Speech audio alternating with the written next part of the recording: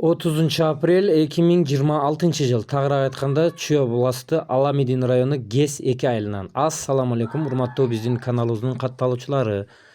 Кандайсыздар? Амансыздарбы? Жалпы саны 50 баш мына момундай болгон былтыркы козу кочкорлор сатыкка чыкты туугандар.